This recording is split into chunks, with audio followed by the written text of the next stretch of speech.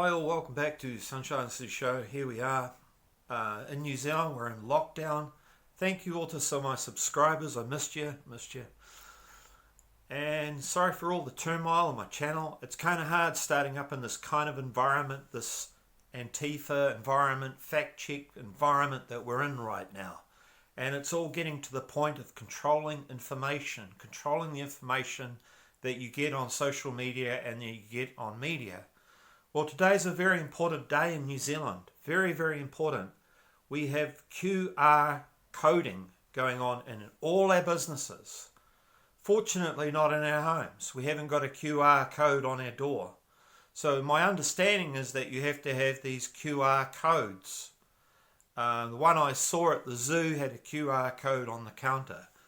But the rule was yesterday that the QR codes have to be up and displayed on all the businesses. So when you come in, you use your phone and code it, apparently. But my understanding was once you've coded it on your phone, it tracks you everywhere you go. So I'm not sure why all the businesses need QR codes.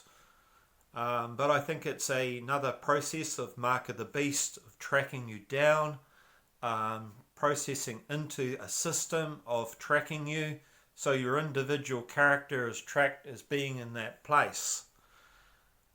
And it's all part of the track and tracing. They say it's the track and tracing for the virus. Very, very, very, very convenient, really, that this virus started. The government said it's not really a problem because we can track all these people down somehow. I don't know how they've done it. And even though there was a few cases in Tokoroa, they didn't shut down Tokoroa, but they shut down Auckland. And so I think that was just an experimentation of locking down a city and getting people to feel locked down and bolted. And they're conditioning people to be locked down, conditioning people that they're going to be like animals till they get the vaccine. This is what we're being conditioned to do. So this vaccine thing is very, very important to the United Nations. And you say, well, what's it got to do with the United Nations? World Health Organization is their prodigy. They created World Health Organization. It's a wheel of United Nations. And then they had, as I've said in my previous videos, and I don't want to have to quote this, Helen Clark, because I keep quoting it. Why do I have to keep quoting it? Helen Clark and Ellen Sirleaf from Liberia are the two feminists that are representing United Nations. Previous said this, well, they're the ones investigating World Health Organization for Australia, who led the inquiry on World Health Organization, because we had corona planes, we had the virus spreading, and then we had to experience lockdowns. And like in New Zealand, we cleared the virus, completely cleared it. We'd had people coming in hotels, putting them under hotel arrest. The last few days, we've had people dragged off to locked facilities. Not necessarily because they've taken people out of hotels into a locked facilities. And according to Fox News, there's been a bit of resistance to it.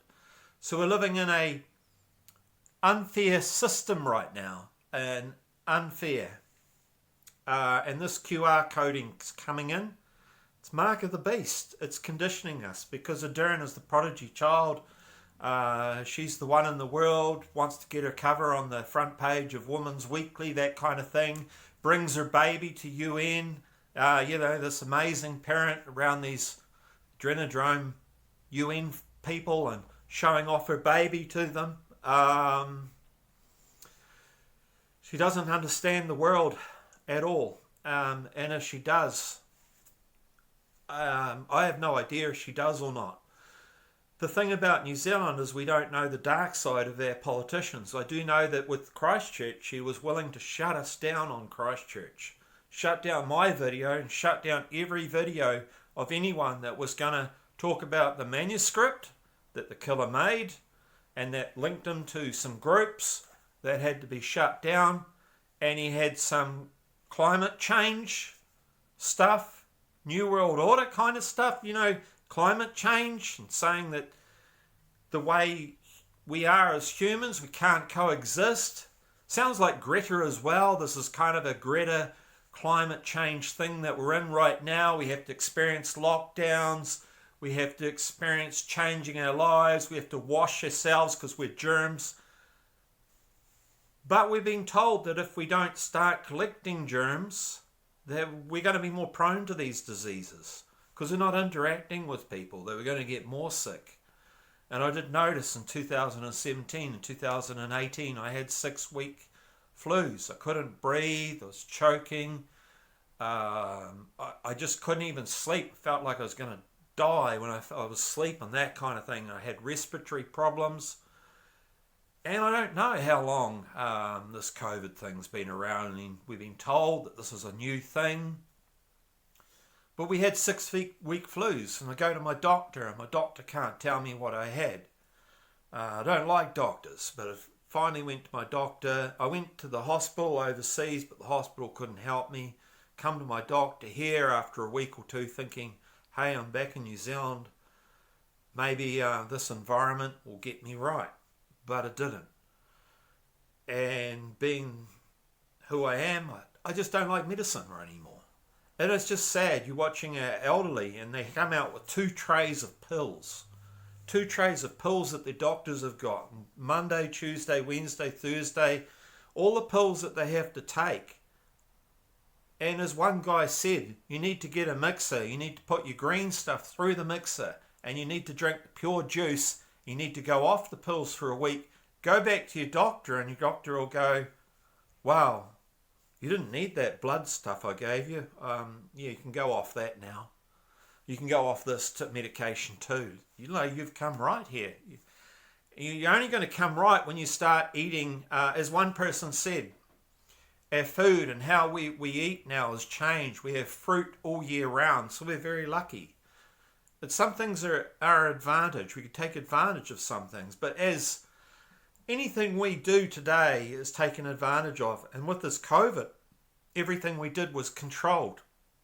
If we wanted to escape from society, we couldn't do it. They, not so much in New Zealand, but in America, they had drones going out into the forests and national parks, tracking people down and arresting people in the national parks. In New Zealand, we had locked parks, bush that you would consider free, that you could normally just walk in. The tracks were closed. Small tracks were open, but the big tracks were all closed up. And for some reason, you couldn't walk in a bush where you're by yourself and you can't pass a disease on to anyone. You can't walk in the bush. And that's what we didn't understand. And why couldn't you go fishing? Why couldn't you hop on your boat and go fishing? Because you weren't allowed to fish. So right now, that's one thing with this new lockdown that we went into a week ago. They stopped fish again. The day or the day after, because I went the day after, so I'm not sure. But the day after, they stopped selling fresh fish. So we're back on frozen fish again. And the frozen fish was selling out last time. And it's going to happen again. The frozen fish is going to sell out again. Yeah, it just shows you that everything that we do is controlled.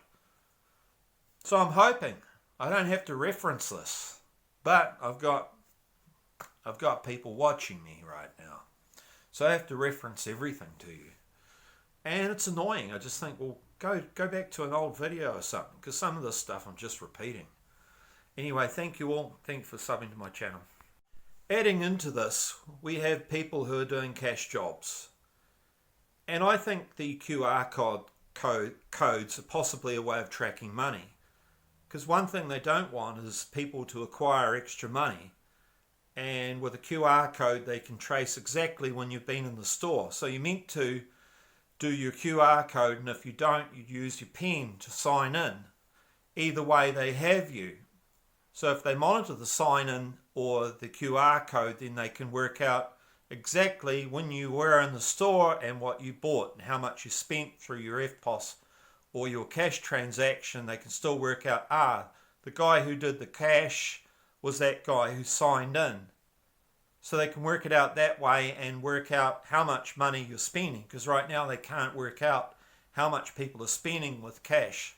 And so I think QR is another way of tracking money laundering and understanding humans, because this is all about controlling humanity right now, being able to control us. So thank you all for subbing to my channel. Thank you all, and I hope that brings some light to everything.